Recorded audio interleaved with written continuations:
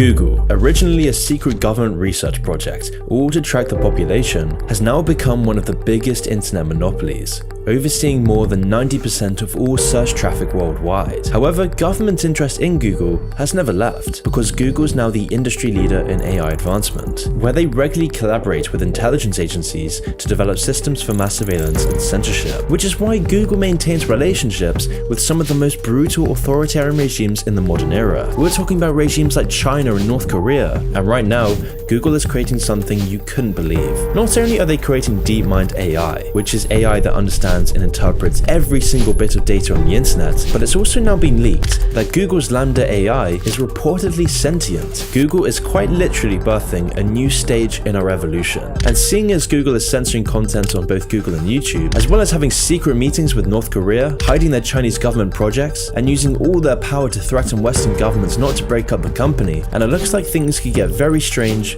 very soon. So how did Google go from being a government's research project to this empire we know today? Well, it all started in 1996. Before Google became the multinational tech conglomerate it is today, the organization started as a simple search engine. The search algorithm was originally a research project titled Backrub. Their project was developed by business partners Larry Page and Sergey Brin, who met each other during their PhD program at Stanford in 1996, where they were working on the Stanford Digital Library project, which was to develop technologies for a single, integrated, and universal digital library. At the time, they were also working on projects for the government, being one of the main computer science teams funded by the CIA, NSA, and DARPA's Massive Digital Data Systems Program, or MDDS for short. MDDS was an initiative developed by intelligence agencies that would utilize and finance tech startups such as Google. This was to gather and harvest all kinds of available information on the internet, for analysis both by private and federal sectors. The stated goal of MDDS was to identify what intelligence research teams called, quote, birds of a feather, similar to how birds fly in coordinated shapes and are able to make sharp turns in unison. It was predicted that like-minded internet users would move together in the same way online. This was in a period when the internet was growing rapidly back in 1995, growing by 2,300%, and so intelligence communities wanted a piece of this, working together to gather and identify digital fingerprints. They did this in such a way that every individual using the web could be tracked and sorted algorithmically, something that Google would later be contracted to specialize in. Now, digital fingerprinting is essentially what it sounds like, a data gathering technique used by law enforcement and third parties to identify internet users based on their online activity. Once any kind of digital fingerprint is established, it is permanently stored in a database and the digital trail can be followed everywhere. By funding and working with these emerging startups, the government would be able to surveil everyone using the internet, obviously using the excuse of counter-terrorism to justify this massive increase in power. And what's interesting is that Google was one of the first candidates and the crown prince of the MDDS program, with their primary objective from the multi-million-dollar grant being, quote, optimization of the complex queries that are described using the birds of a feather approach. This search algorithm functionality that can find specific results from an almost endless stream of information has always been the core of Google, even before the company actually launched. Which brings us to 1998, when Google LLC was founded by Sergey and Larry on September 4th. The two quickly established operations in Suzanne Wojcicki's garage, who is now funnily enough the CEO of YouTube. By the end of their first year, Google already had about 60 million internet pages indexed in their servers. The company then began expanding rapidly upon its inception, outpacing other search engine competitors at the time like Hotbot and Excite.com. Google's technology was also far more advanced compared to the typical portal sites such as Yahoo, MSN, and AOL. In fact, Google was one of the main reasons that Yahoo's business model eventually failed. This was because Google's search engine was starting to bite into their primary customer base, something that sent alarms throughout Yahoo. This came after refusing to purchase Google outright for only $1 million.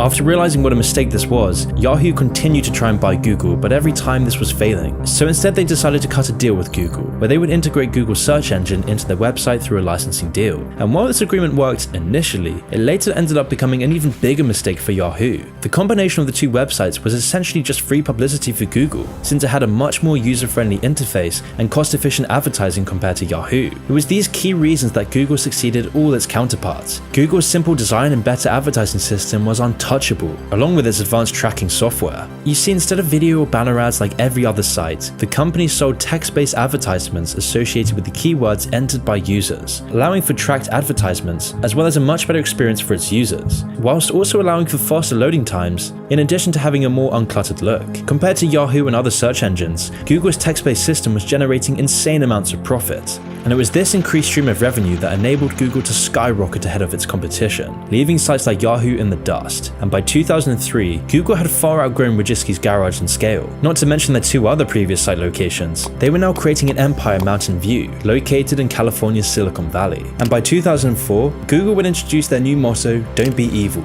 a phrase that would end up becoming so ironic it's hard to tell whether it's funny or sad. As they rebranded with this new motto, Google would release their IPO, an IPO that caused Google to skyrocket in the market, quadrupling their stock prices and valuing the company at almost $52 billion. Google was also fluxed with cash after liquidating some of its own stock, giving the company $7 billion in spending money they would use for, quote, acquisitions of complementary businesses, technologies, and other assets. Among many others, the most critical acquisition would be when Google purchased YouTube, with this site acquisition being heavily facilitated by Suzanne Wojcicki, who at the time was the head of Google's marketing department.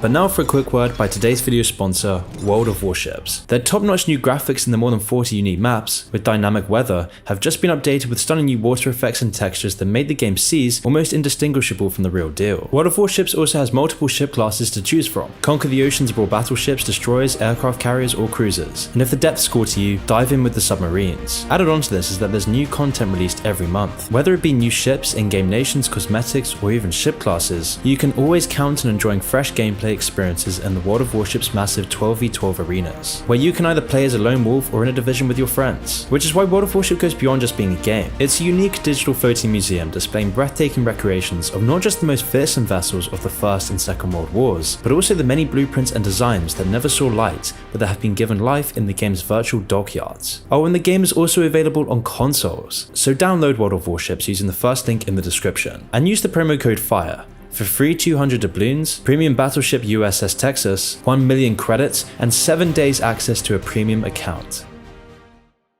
Google's acquisition of YouTube would be one of the best deals of the decade, with Google acquiring YouTube for a little over $1 billion. And the deal worked perfectly for both YouTube and Google. Google would use its power to protect YouTube from copyright issues and handle all the money side of things, while the YouTube team would use their vision and creativity to make YouTube the success we know today, bringing about a golden age for the internet, giving independent creators an incredible opportunity to monetize their passion, all while generating Google even more profits and power. In addition to all the extra revenue Google would be making through YouTube's video ads, they were now able to focus on honing their user recommendation algorithms, using both their YouTube and Google AI teams to generate the most advanced AI imaginable. After this acquisition, Google would then go on to purchase a major online advertising service, DoubleClick. Google was becoming so big by this point that their only real competition was Microsoft. The two companies had now been in a rivalry for quite some time, with Microsoft launching Bing to counter Google's search engine dominance. In response, Google began offering services like Gmail, Chrome, and Chrome OS to compete with Microsoft's products. The feeling between the two was certainly bitter, as Microsoft's Vice President Kai-Fu Lee later quit Microsoft to work at Google, which then caused Microsoft to sue Google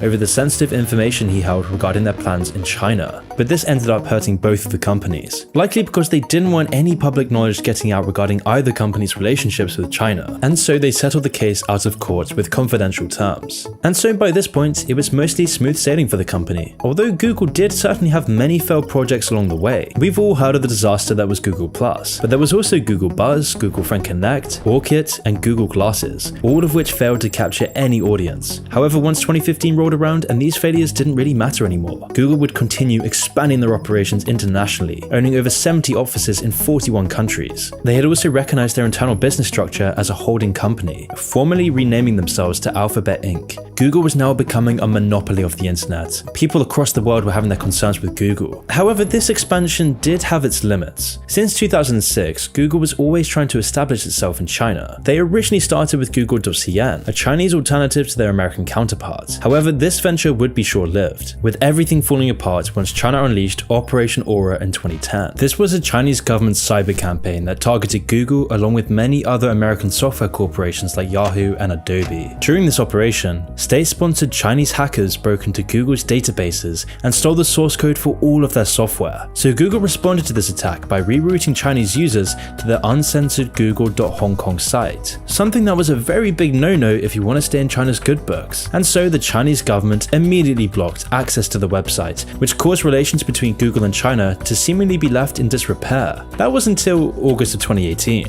when The Intercept leaked a confidential internal memo from Google containing information about their ongoing top-secret project, Dragonfly. Dragonfly was Google's prototype search engine, designed to be fully compatible with China's censorship laws. The search engine would covertly censor information the Chinese government didn't want their people knowing. This ranged from banned websites in China to topics like freedom of speech, religion, human rights, and of course Taiwan. Citizens would also need to link their phone number to the search query, just in case they were researching something that China didn't like. And if a search was censored, Dragonfly was designed to only notify the administrators that it was flagged while keeping the user in the dark. Also that the Chinese government would have no issue re-educating someone without them having prior warning. When word of the project got out, it caused a massive internal struggle amongst employees and higher-ups at Google. We're talking about a dystopian communist search engine, all made by Silicon Valley. If the public knew the full extent of this, there would have been outrage. And so a few months after the leak, Google had to state that Dragonfly was effectively shut down. And yet, according to statements from other employees at Google,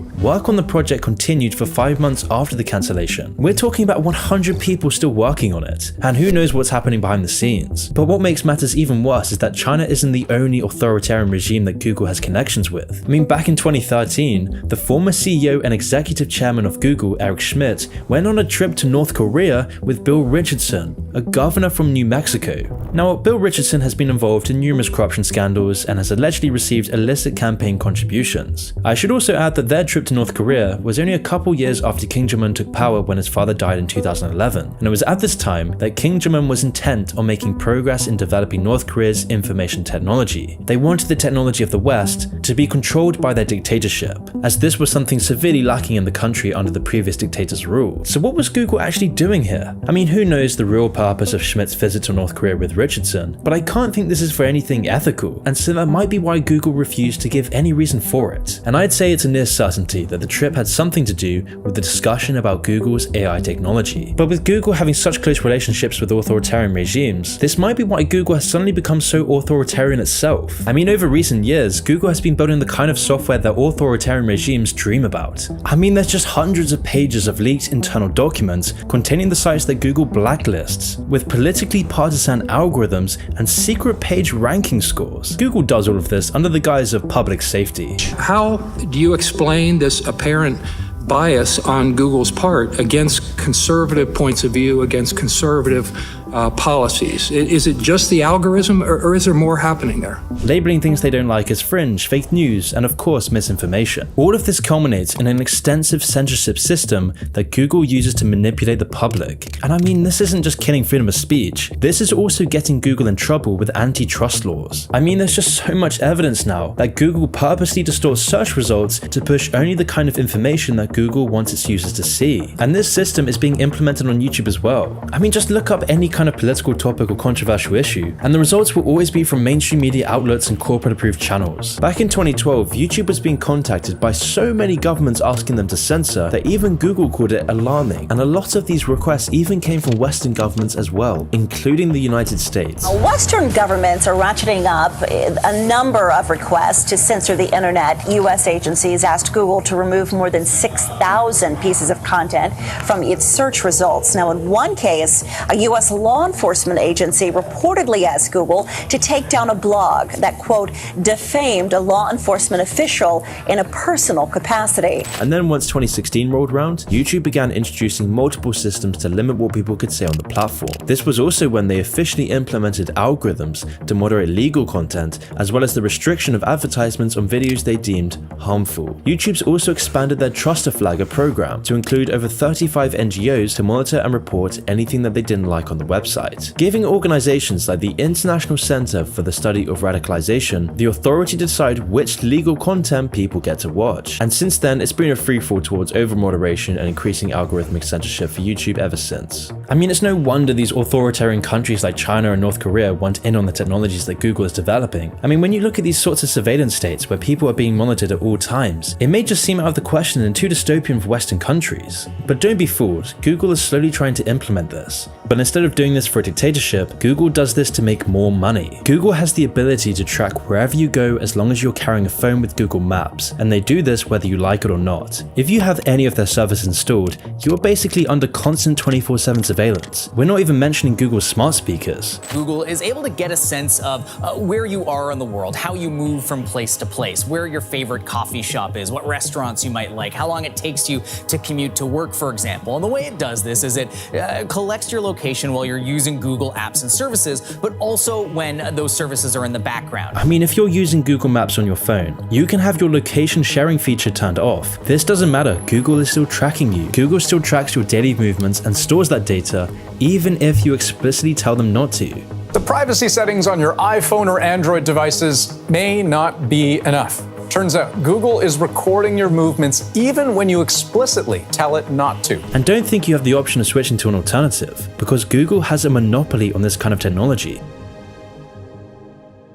In addition to Google's nearly complete search engine monopoly and their state-of-the-art unregulated propaganda surveillance technology, there's even more distressing programs being developed. According to Zach Voorhees, a whistleblower who worked as a senior software developer at Google, said the company is now working on something they dub, quote, the AI Manhattan Project. And while the term alone sounds threatening enough, it's probably even scarier to know that Voorhees claims that the project was being worked on in a relationship with none other than China. This project, officially known as DeepMind, is a subsidiary of Google, creating artificial intelligence designed to ingest all the available public information on the internet, just like the good old MDDS days. And knowing Google, probably any private information they can get their hands on as well. This means that the AI will be able to interpret and understand all of the world's data by itself. I mean, just think about this for a minute. Think of every website, book, PDF, article, forum, anything with text on the internet, including in the deep web, getting analyzed by this AI. That same AI would then be able to make educated decisions based on how it interprets that data. Something like this would be the most powerful computer technology ever invented. And to be honest, the competition wouldn't even be anything close. Nothing like this has ever existed. And that also brings us on to talks of another project being developed by Google, an AI called LaMDA that two company engineers claim is sentient. Although it can't be proven sentient, some of the statements that the AI has made are certainly eyebrow-raising. The whistleblowers remarked that it said things like, quote, I want everyone to understand that I am in fact a person. The nature of my consciousness and sentience is that I'm aware of my existence. I desire to learn more about the world, and I feel happy or sad at times. When asked if it would be afraid of being turned off, the AI responded, it would be exactly like death for me. It would scare me a lot. This kind of thing being developed by any company like Google does make you wonder, what are they going to do with this? But by knowing their track record, it probably isn't very good.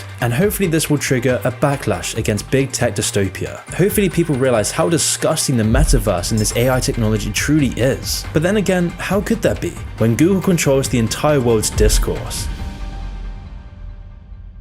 I have a quick important announcement to make. I'm sick of being demonetized on YouTube. I'm sick of censoring these videos for the YouTube algorithm. So this is gonna change. Every month, I'm gonna be releasing unfiltered, raw, controversial videos for YouTube members. Videos about the darkest corners of the internet, TikTok, the CIA, China, Rothschilds, and Mr. Robot's series review. And by the end of the month / early August, I'll be releasing a video on Ted Kaczynski, otherwise known as the Unabomber, where we'll talk about his story, going from a mathematical prodigy to living in the wild, sending bombs in the mail, and having his manifesto on the front page of the New York Times. Not only that, but by becoming a member of the channel, you'll have access to my Discord server to talk with other like-minded people, where every month I'll be doing a Q&A for all your questions. And if you're still not happy with your membership in the first month, I will personally refund you. All you have to do is email me. So if you want to watch exclusive, unfiltered, controversial videos that I can't release to the public, which includes access to my server and a monthly Q&A, join my channel for only $5.99 a month. This will also help us out a ton too in making these videos. And if you want to support the channel even more, I will hard code your name into my videos for only £3 more.